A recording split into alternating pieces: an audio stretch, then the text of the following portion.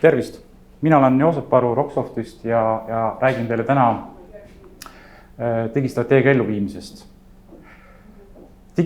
Digitaliseerimine ja robotiseerimine tööstuses on kestnud tegelikult või see sai alguse juba aastakümneid tagasi.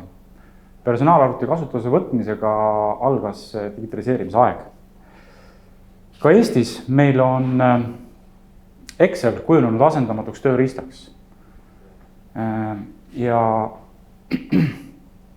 Ja selles mõttes, et me oleme hakanud andmeid digitiseerima, me oleme protsesse hakanud digitaliseerima, meil on palju CNC-pinki kasutuses tööstuses ja palju on ka roboteid.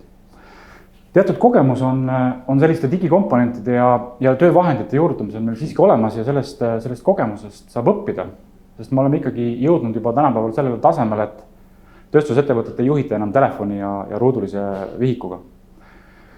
Ja see personaalarvuti kasutusevõtt ja näiteks Exceli kujunemine põhitööriistaks on kulgenud kuidagi sujuvalt ja valutult. Hoolimata sellest, et tol perioodil kindlasti ei olnud selliseid koolitusi, selliseid toetusi. Ka koolitajatel konsultantide maht ja tase on või ei küüni selleni, mis ta on tänapäeval. Ja ka digioskused olid pigem kasinad ning digitaliseerimise strateegiast kindlasti keegi ei rääkinud. Miks või kuidas siis on juhtunud see, et seesama personaalarvuti ja näiteks Exceli tarkvara seda on kuidagi sujuvalt ja valutult kasutusele võetud ja niivõrd laialdaselt? Sellel on üks hea vastus, et sellest oli kasu. See reaalselt aitas asju paremaks teha. See vähendas igapäevaseid rutiinseid töötegevusi ja see kasu oli koheselt märgatav. See tegi asju kiiremaks ja paindlikumaks. Ja kui kasutajad siis selle sama Exceli näitel hakkasid tegema erinevaid valemeid, if, then, sum ja count ja kes jõudis juba välja sellele pivot-tabeliteni, siis see oli juba algeline statistika ja andmetöötlus. Aga miks me siis ikkagi praegu selle eriti valjuhäälselt räägime tööstuse digitaliseerimisest ja tööstuse digitaliseerimise revolutsioonist, Industry 4.0? Ma arvan sellepärast, et me oleme jõudnud selle piiri peale, kus praegusel hetkel on tõesti võimalik täies mahus tööstus digitaliseerida. Need tingimused on täidetud, see revolutsioon on nüüd võimalik. Tehniline tase on piisavalt kõrgel, et ka väike ja keskmise suurusega ettevõtted saavad seda revolutsiooni endale võimaldada. Nad saavad lubada endale tööriistu, digitaalset tööriistu. Nad on piisavalt palju heas hinnatasemes, nad on piisavalt paindlikud ka väikeettevõtete jaoks. Et ei ole enam see digitaliseerimine ja robotiseerimine suur ettevõtete pärusmaa. Ühes oma artiklis ma kirjutasin, et mulle kahjuks tundub nii, et teenimatult võib-olla need digistrateegiad ja digiteekaardid on muutunud kuidagi moe või trendi asjaks. Nagu teatud perioodil oli Eestis ISO 9001 sertifikaat paljudes ettevõtetes ja on ka praegu paljudes ettevõtetes vaid selline ilus raamitud paber seinal. Mis see põhjus on siis? Miks on see sertifikaat ilus raamitud paber seinal? See põhjus on võib-olla selles, et seda ei osatud ellu rakendada. Ja ei nähtud seda käega katsutavat vajadust selle järgi. Võib-olla ka ei olnud piisavalt juhtimisvõimekust või eestvedamist ja oskusid seda juurutada ja ei nähtud seda vajadust. Sest et see vajadus võis tugineda ainult sellele, või tulla ainult sealt, et kliendid soovisid seda ja eelkõige just väliskliendid. Sest Eesti ettevõtted ei saa minu arvates just kiidelda sellega, et nende otsused põhinevad kuskil millegil pikaajalisel plaanil või strateegial. Et pigem ikkagi see ka veel tänapäeval see ratsarikkaks teema kumab otsustest päris palju läbi. Ja kui siis ettevõtted teevad selle strateegia, kas ise siis või kasutades välist abi, siis sellega arvatakse, et see ongi kõik, et see on lahendus, et nüüd hakkavad asjad paremaks minema. Aga nagu iga strateegia puhul, siis ka digistrateegia puhul see mõjub pikaajaliselt. See vajab visiooni, see vajab eesmärke, see vajab plaane. Ja see vajab nende plaanide metoodiliste järgnevat elluviimist. Digitaalstrateegia on muutuse protsess. see ei ole tööriistade vahetus ja see vajab sellist terviklikku pilti tehnoloogiale, strateegiale ja ettevõtte kultuurile. Ennem kui te võib-olla alustate selle teekonnaga ja lähete sinna või olete juba alustanud sellel teekonnal, selle digitaliseerimise teekonnal, siis minu poolt mõned sellised praktilised soovitused.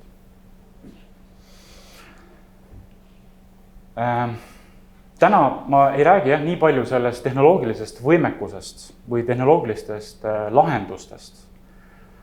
Sest et nagu ma ütlesin, siis me oleme jõudnud selle piirini, kus need tehnoloogilised lahendused ja võimalused on olemas. Meil on Eestis ka olemas väga palju häid juba konsultante, kes neid samu uudseid tehnoloogilisi lahendusi oskavad juurutada ja suudavad ka välja selgitada, millised on need õiged tehnilised lahendused teie jaoks. Vaid ma pigem räägin täna või keskendun sellele protsessile, mis on seal taustal. Ehk inimesed, oskused, kompetentsid ja organisatsioon. Selleks, et teil oleks üldse reaalne võimalus seda digistrateegiat reaalselt juurutada, te peate endale looma selge definitsiooni tuleviku olukorrast.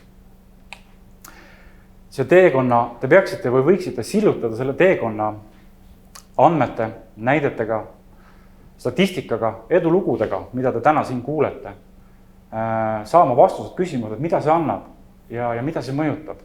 Ja presenteerige neid andmeid oma meeskonnale, et tekitada neis sellist teotahet ja motivatsiooni, initsiatiivi, selle plaani ellu viia.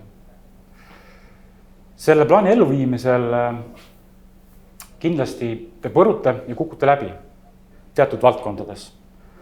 Ja minu soovitus siin on, et kui te kukute läbi, siis tehke seda kiiresti. See tähendab seda, et väga paljud ettevõtted võtavad võib-olla selle digitaliseerimise teekonna ette liiga suurelt. Et kõik või mitte midagi, nad tahavad korraga palju. Nad soetavad võib-olla uusi töömasinaid, pinke, vahetavad või juurutavad juhtimistarkvarasid, hakkavad kasutama kolmandate osapoolte digitaalseid teenuseid. Aga väga tihti see ei loo seda väärtust, mis loodati. Ja see ei anna lisaväärtust äriprotsessile. Ja seepärast, et võib-olla minimiseerida neid investeeringuid ja kontrollida, et nad oleksid sobilikud teie ettevõttele ja nendest oleks reaalselt kasu, siis kasutage näiteks selliseid projektijuhtimise tööriistasid nagu PDCA-tsükkel või Build, Measure, Learn, mis on Lean Startupi metodoloogia üks tööriistadest. Idee siin on, et te enda idee ja need lahendused saaksite üle kontrollida kiiresti, regulaarselt ja väiksemate kuludega. Lubage oma töötajatel proovida eksperimenteerida väiksemas skaalas ja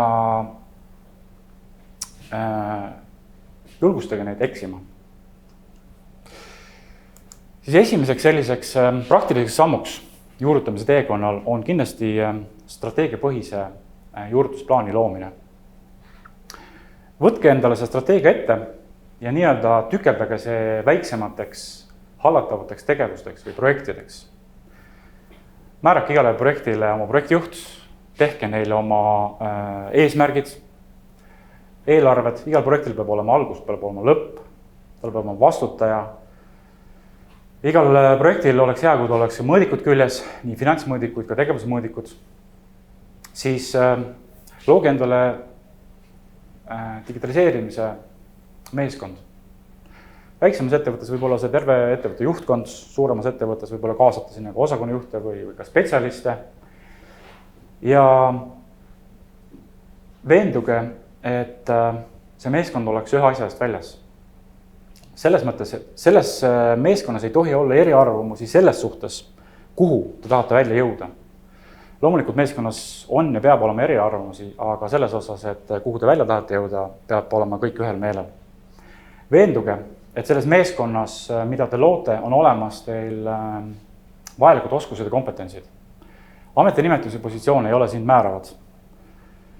Digitaliseerimine on küllaltki tehniline ettevõtmine, et siin te peate kindlustama, et teil oleks olemas, kui mitte ettevõtte sisemiselt, siis kas või väliselt toodud kompetentsid ja oskused olemas. Siis kindlasti selle teekonna jooksul tehke neid regulaarseid koosolekuid.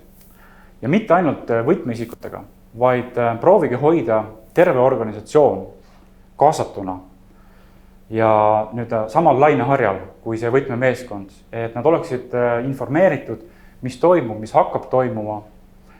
Et jah, selles mõttes on küllaltki võib-olla kulukas ettevõtmine hoida kogu seda meeskonda pidevalt informeeritud, aga pikas perspektiivis on see väärt investeering. Teiseks valdkonnaga või praktiline valdkond, millega te peate tegelema hakkama, on muutuste juhtimine. Minu kindel veendumus on, et iga suur muutus, mida siis digistrateegia juurutamine isene oma loomult on, peab olema vabatahtlik terves organisatsioonis. See ei ole IT-osakonna eriprojekt, see ei ole tööriistade uuendus, see ei ole juhi uus mänguasi. Digitaliseerimine ei ole ka protsesside muutmine. Digitaliseerimine on täiemõõduline ettevõtte muutmisprotsess. Ja siinkohal ka näiteks ERP või juhtimistarkvara juurutamine ei ole digitaliseerimine. See on üks osa, küll suur osa, aga siiski üks osa tervest ahelast. Ja kuna tegemist on täiemahulise muutmisprotsessiga, siis teie suurimateks probleemideks ja väljakutseteks sellel teekonnal võivad tekkida aktiivne, passiivne vastuseis muutuste suhtes töötajate poolt, hirmud. Ja need vastuseisud võivad tekkida igas ettevõtte tasandil ja igas vormis, igal kujul. Aga see minu arvates tähendab seda, et selle digitaliseerimise või suure muutusprotsessi eestvedaja peab olema ettevõtte juht. Punkt. Juba ka Eestis tehtud nende digitaalstrateegiate ja teekaartide pealt on näha, et nad hõlmavad kõiki ettevõtte tegevusi ja valdkondasid. Väga harva tuleb ette selliseid teekaarte või strateegiad, kus on näha, et teatud ettevõtte tegevused valdkonnad ei ole kaasatud. Et see on pigem alati erand. Ja see tähendab seda, et digitaliseerimine on terve organisatsiooni muutus käesolevast seisust tuleviku seisu. See hõlmab kõiki initsiatiive, tegevusi ja ülesanded, mis on olulised, et alustada, saavutada siis osakondade ülesed, märkimisväärsed muutused strateegias, protsessid, inimeste käitumises ja ettevõtte kultuuris. Ja suuremate muutuste puhul on siis jah, nagu ma ütlesin, soovitav need tükeldada väiksemateks tegevusteks, et nad oleksid paremini hallatavad ja need oleks võimalik lihtsamini juurutada. Ja igal sellel hallataval tegevusel peaks olema oma kindel vastutaja, eelarved, ajagraafikud ja nii edasi. Nii et palun ärge alahinnake muutuste juhtimise vajadust ettevõttes, sest et iga briljantselt tehtud digistrateegia võib läbi kukkuda ja anda loodetule vastupidise tulemuse. Kui te ei tegele muutuste juhtimisega, kui te ei tegele inimestega ja kui te ei tee endale selget plaani. Kolmandaks selliseks valdkonnaks, millega selle protsessi juures te kindlasti kokku puutute, on kompetentsid, oskused, inimesed ja organisatsioon. Ja siinkohal on nagu kitsendaksin seda kompetentsi digioskuste ja kompetentsi teemale.